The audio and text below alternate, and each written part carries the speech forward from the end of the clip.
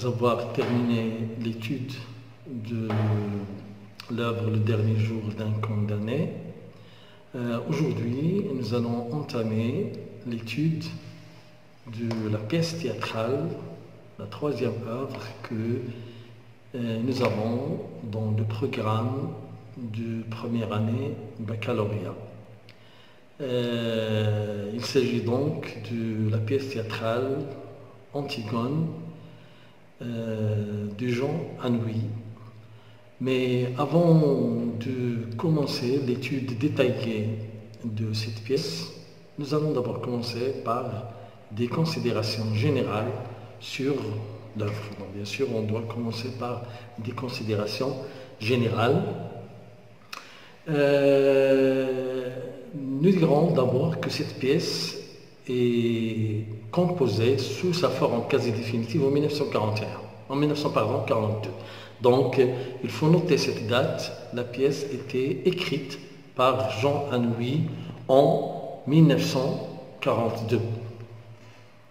Mais il ne sera joué que 2 ans après, c'est-à-dire le 4 février 1944 au théâtre de l'Atelier à Paris. Mais sans doute à cause de difficultés financières. Bien, nous commençons d'abord par le contexte historique de cette pièce. Nous savons tous que Antigone est une pièce des années noires, lorsque la France connaît la défaite face aux armées nazies et elle tombe sous l'occupation. En 1942, Jean Anouilh réside à Paris, qui est occupé par les Allemands depuis le débâcle de 1940 et l'armistice.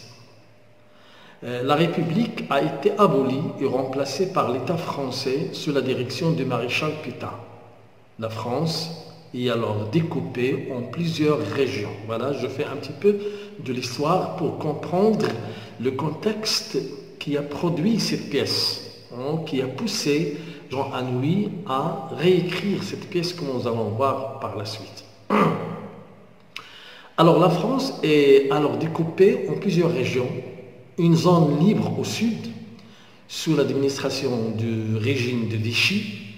Une zone occupée au nord, sous la coupe des Allemands. Une zone d'administration allemande directe pour les départements du Nord et de Pas-de-Calais, rattachés à la Belgique. Une zone annexée au Reich, l'Alsace-Lorraine, et enfin une zone d'occupation italienne dans le sud-est, la Savoie. Alors, refusant l'armistice et le gouvernement de Vichy, le général Charles de Gaulle, qui est une figure emblématique de l'histoire de France, lance un appel français le 18 juin 1940 depuis Londres et il regroupe ainsi autour de lui les forces françaises libres, ce qu'on appelait le FFL, ou bien le FFL, les forces françaises libres.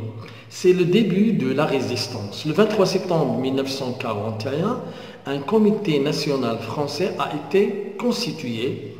C'est une première étape vers un gouvernement en exil. En métropole, la résistance s'organise en France. Tout d'abord de façon indépendante et sporadique, puis en se rapprochant du général de Gaulle, sous la forme de réseaux comme combat. En 1942, le mouvement a déjà pris une certaine ampleur qui se manifeste par des actes de sabotage et des attentats contre des Allemands et des collaborateurs. L'armée d'occupation réplique, c'est-à-dire les Allemands, ils vont répliquer par des représailles massives et sanglantes afin d'étouffer cette révolution. En 1942, l'armée va marquer un tournant décisif dans cette période. Les rapports de force, bien sûr, ils vont être modifiés car les États-Unis viennent de déclarer la guerre à l'Allemagne. En France, le 19 avril 1942, Pierre Laval revient au pouvoir après une éclipse d'un an et demi et accentue la collaboration avec Hitler. C'était un homme qui travaillait avec un des collaborateurs d'Hitler. Dans un discours, d'ailleurs on se rappelle, dans un discours radiodiffusé le 22 juin 1942, il déclare fermement, il disait, je cite, « Je souhaite la victoire de l'Allemagne ». Et il crée le service du travail obligatoire, le STO, service du travail obligatoire, pour aider Hitler en envoyant des ouvriers dans leur usine de guerre. Le 6 juin 1944, le débarquement, ça c'est une date que vous connaissez trop, hein, puisque vous utilisez ça, vous étudiez ça dans l'histoire géo. En 1900, donc le 6 juin 1944, le débarquement des Alliés en Normandie, et cet incident, ça va déclencher l'insurrection des maquis en France et ça va organiser la conquête du territoire français. Donc Paris se soulève avant le moment prévu et se libère seul fin août 1944. Avant même que la guerre ne soit terminée, l'épuration se met en place, c'est-à-dire on commence à se débarrasser de certaines figures. De nombreux sympathisants du régime de Vichy, ils sont jetés en prison. Ce sont donc ces gens-là qui collaboraient avec l'ennemi. Voilà, donc nous allons nous arrêter ici et je vous donne rendez-vous demain pour une deuxième vidéo dans laquelle nous terminerons cette introduction. Alors, soyez au rendez-vous. Merci et à bientôt.